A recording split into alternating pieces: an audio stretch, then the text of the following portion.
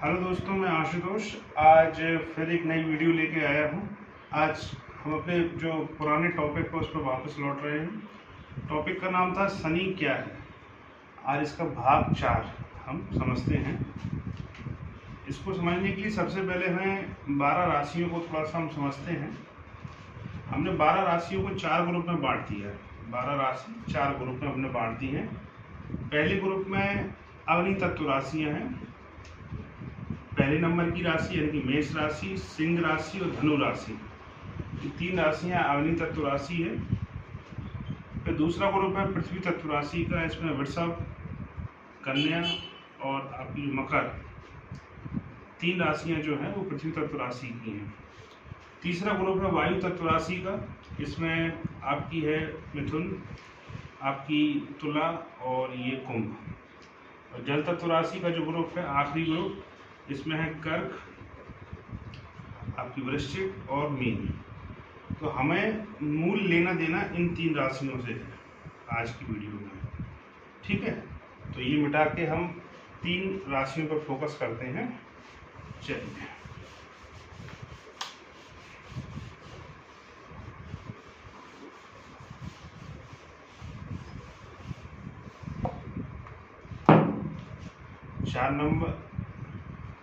ये 4 नंबर की राशि है, ये 8 नंबर की राशि है और ये 12 नंबर की राशि। इसको बोलते हैं कर्क, इसको बोलते हैं वृश्चिक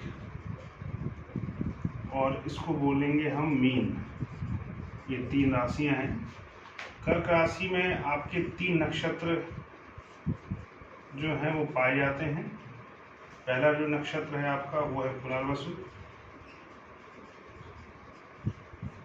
दूसरा आपका पुष्य और तीसरा नक्षत्र है वो आपका है आश्लेषा,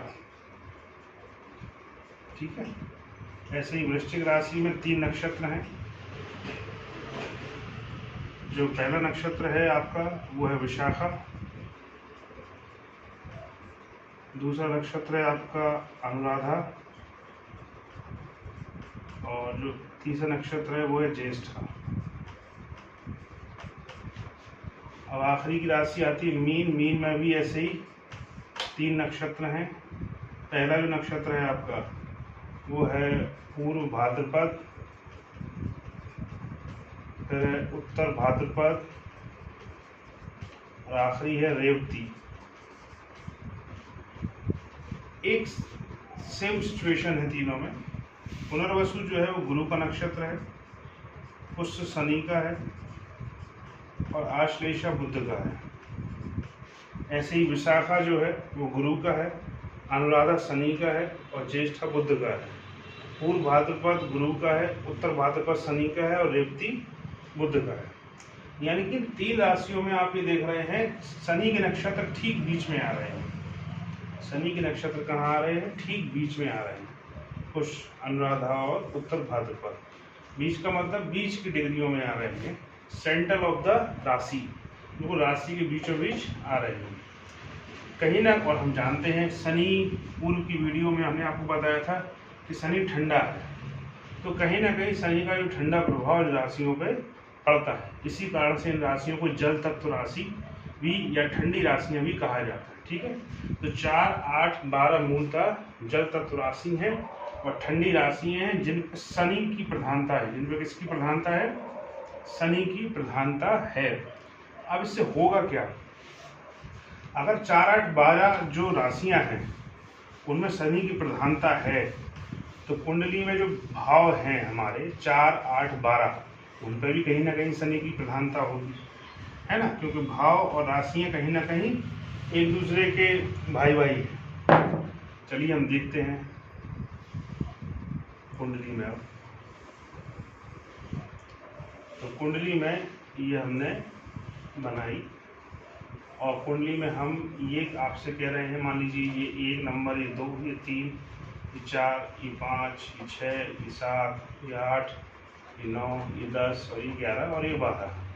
हमारा ये कहना है कि चौथा, 8वां और 12 3 जो प्लेस हैं वो कहीं ना कहीं किससे संबंधित है? शनि से संबंधित है। और इन 3 प्लेस का नाम ही है मोक्ष प्लेस। ये मोक्ष देने वाले प्लेस हैं। ठीक है, तो मोक्ष देने का जो संबंध है कहीं ना कहीं किससे आ रहा है, शनि के नक्षत्रों से आ रहा है। फिर 4, 8 जो 12 स्थान है वो कहीं ना कहीं शनि की प्रधानता रखने, यानी कि शनि तत्व क्या होता है, ठंडा जल, उसकी प्रधानता रखने वाली राशियां भी हैं। तो 4, 8, 12 एक इम्पोर्टेंट प्लेस है शनि के लिए। ठीक है, अब होगा क्या इससे, अब हम ये समझते हैं इम्पोर्टेंस हमारे लिए क्या है इसकी। हमारे लिए आपने एक बात सुनी होगी, शनि की ढैया, आपने एक टर्म सुना होगा शनि की ढैया। इसको शनि की जो ढैया है, शनि की ढैया, इसको ही हम कहते हैं छोटी पनौती, इसको ही हम बोलते हैं छोटी पनौती। क्योंकि छोटी पनौती 2.5 साल की होती है इसलिए छोटी, बड़ी पनौती 7.5 साल की होती है इसलिए शनि की 7.5। तो हमें यहाँ छोटी पनौती या ढैया को समझना है। ठीक है, मान लीजिए मान के लीजिए है अभी शनि इस राशि में है, अभी शनि अभी मीन राशि में गोचर कर रहा है। तो इस राशि से यानी कि शनि से जो 8वीं राशि है, शनि जहाँ है वहाँ से जो 8वीं राशि है, अब 8वीं हम गिनेंगे कैसे, यहाँ से गिनते हैं। ठीक है, ये यहाँ से गिनेंगे 1 2 3 4 5 6 7 8। शनि से 8वीं राशि कौन होगी, सिंह। ठीक है, चूंकि 4, 8, 12 के हमने आपको संबंध बताया था कि 4, 8, 12 ध्यान रखना।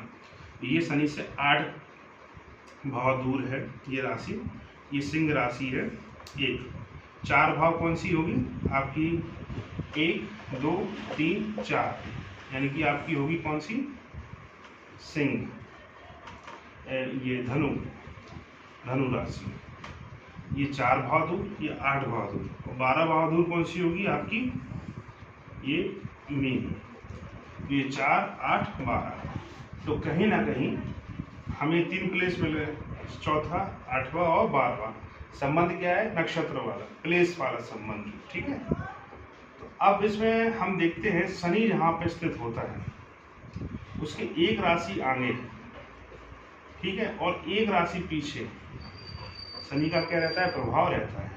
क्योंकि 2.5 साल यहाँ, 2.5 साल यहाँ और 2.5 साल यहाँ, इसलिए इसको बोलते हैं शनि की 7.5। ये हमने पहले समझा था। इसलिए इस भाव पे यानी कि ये जो राशि है मेष राशि, इस पे कहीं ना कहीं शनि की 7.5 का भी प्रभाव है, शनि की उपस्थिति का भी प्रभाव है, और शनि की जो राशिगत नक्षत्र वाली जो स्थिति हमने आपको बताई 4, 8, 12 वाली, उसका भी इस पे क्या है, प्रभाव है। किस पे, आपकी मेष राशि पे।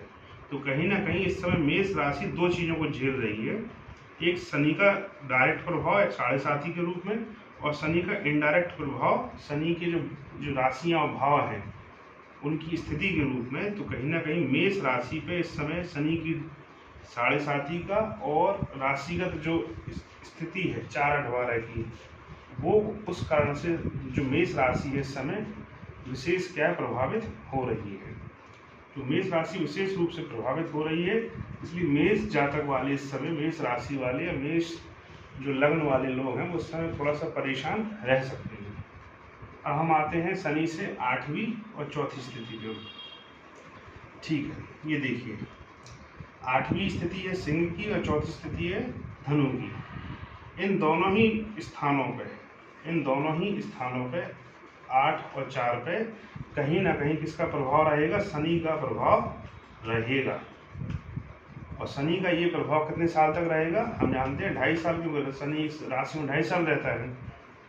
तो इसको बोलते हैं शनि की ढैया।